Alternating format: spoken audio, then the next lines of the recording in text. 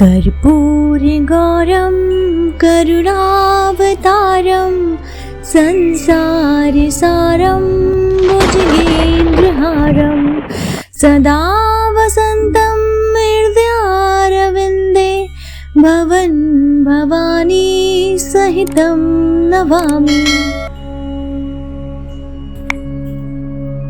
नमस्कार दोस्तों, स्वागत है आप सभी का एक बार फिर से आपके अपने पसंदीदा YouTube चैनल आध्यात्मिक कहानियों में। दोस्तों, अभी तक आपने सुना शिव पुराण का पहला अध्याय, जिसमें हमने बताया कि इस तरीके से भगवान शंकर के पूर्ण रूप काल भैरव के बारे में।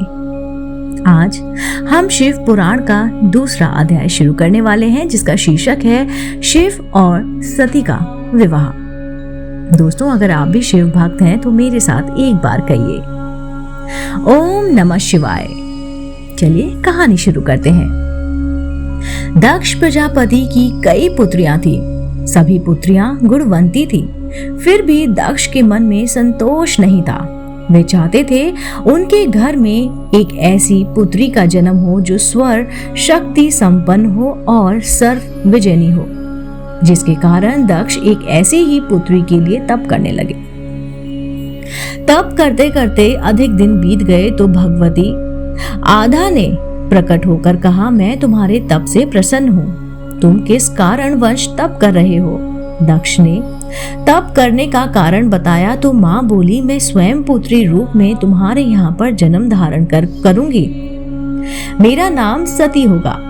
मैं सती के रूप में जन्म लेकर अपनी लीलाओं का विस्तार करूंगी। फलंत भगवती आधा ने सती का रूप में दक्ष के यहाँ पर जन्म लिया। सती दक्ष की सभी पुत्रियों में सबसे अलौकिक थी। सती ने बाल्य अवस्था में ही कई ऐसी अलौकिक आश्चर्य चलित करने का कार्य किया और जिसे देखकर स्वयं दक्ष को भी विस्मयता होने लगी। जब सती विवाह योग्य हो गई तो दक्ष को उनके लिए वर की चिंता होने लगी। उन्होंने ब्रह्मा जी से इस विषय में परामर्श किया।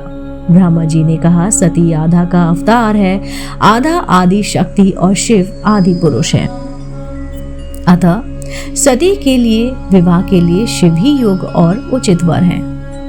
दक्ष ने ब्रह्मा जी की बात मानकर सती का विवाह भगवान शिव के साथ करा दिया। सती कैलाश में जाकर भगवान शिव के साथ रहने लगी। भगवान शिव ने दक्ष के दामाद थे, किंतु एक ऐसी घटना घटी जिसके कारण दक्ष के हृदय में भगवान शिव के प्रति बैर और विरोध भाव पैदा हो गया। एक बार की बात है, एक बार देवलोक में ब्रह्मा ने धर्म के निरूपण के लिए एक सभा का आयोजन किया था। सभी बड़े बड़े देवता सभा में एकत्र हो गए। भगवान शिव भी इस सभा में बैठे थे। सभा मंडल में दक्ष का आगमन हुआ। दक्ष के आगमन पर सभी देवता उठकर खड़े हो गए, पर भगवान शिव खड़े नहीं हुए। उन्होंने दक्ष को प्रणाम नहीं किया। फलन दक्ष ने अपमान का अनुभव किया। केवल यही नहीं, उनके हृदय में भगवान शिव के प्रति ईर्ष्या की आग जल उठी। वे उनसे बदला लेने के लिए समय और अवसर की प्रतीक्षा करने लगे।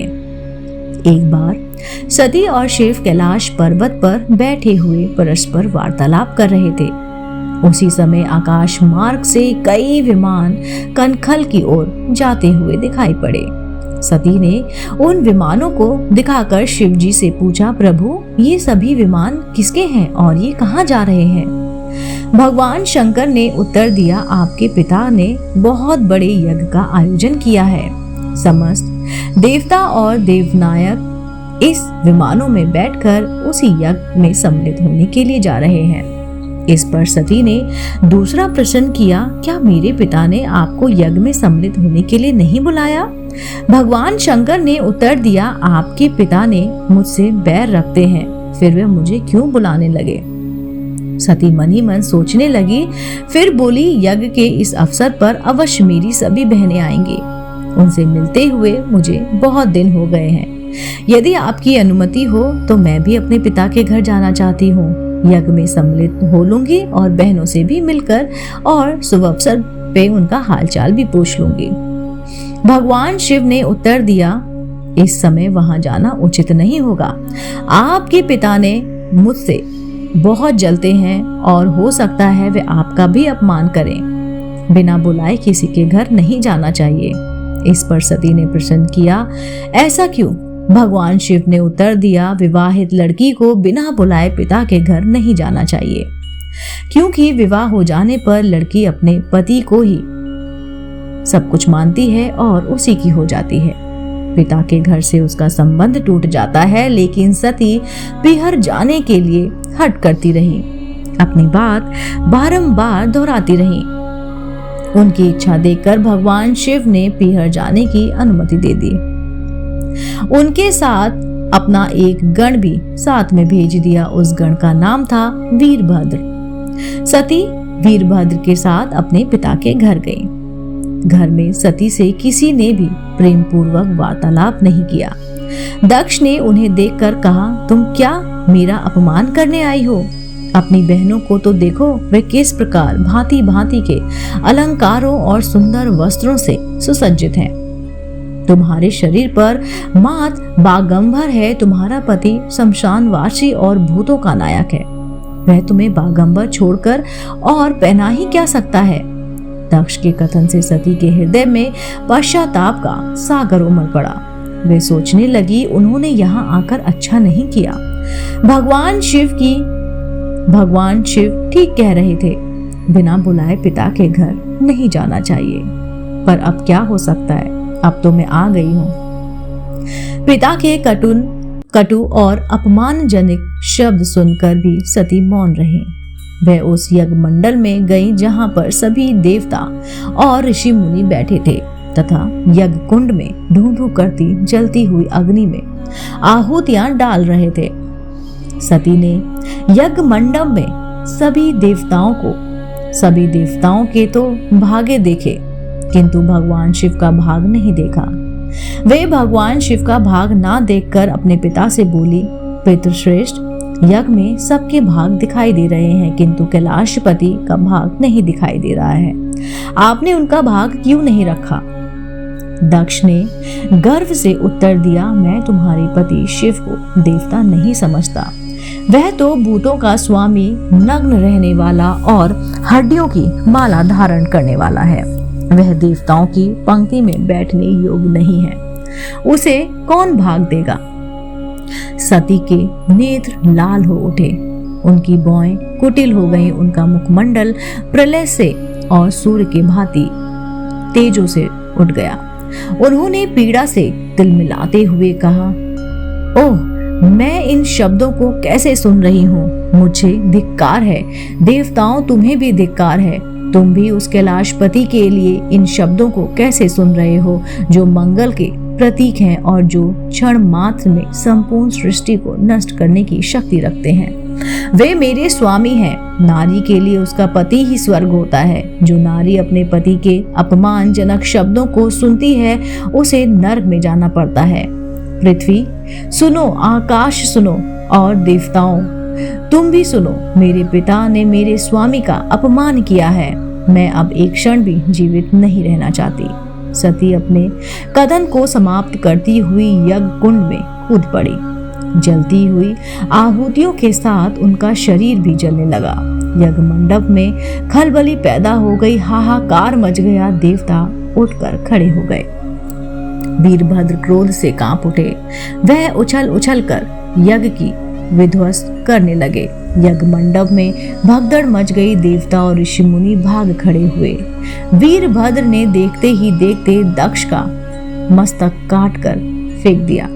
समाचार भगवान शिव के कानों में भी पड़ा। वे प्रचंड आंधी की भांति कनखल जा पहुंचे।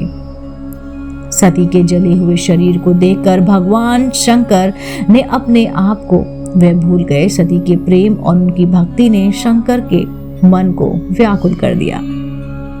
उन शंकर के मन को व्याकुल कर दिया जिन्होंने काम पर भी विजय प्राप्त की थी और जो सारी सृष्टि को नष्ट करने की क्षमता रखते थे।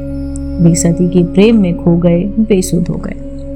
भगवान शिव ने उन्मत्त की भांति सती के जले हुए शरीर को कंधे पर रख लिया। वे सभी दिशाओं में भ्रमण करने लगे। शिव और सती के इस अलौकिक प्रेम को देखकर पृथ्वी रुक सी गई, हवा रुक सी गई, जल का प्रवाह ठहर सा गया और रुक गई देवताओं की सांसें। सृष्टि व्याकुल हो उठी, सृष्टि के प्राणी पुकारने लगे, पाहिमान ताहिमान।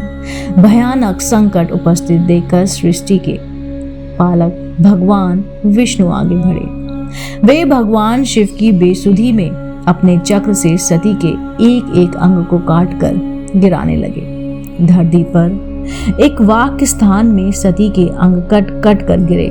जब सती के सारे अंग कट गए तो भगवान शिव पुनः अपने आप में आए। जब वे अपने आप में आए तो पुनः सृष्टि के सारे कार चढ़ने लगे। धरती पर जिस 51 स्थानों में सती के अंग कट कर गिरे, वे ही स्थान आज शक्ति के पीठ के स्थान में माना जाता है।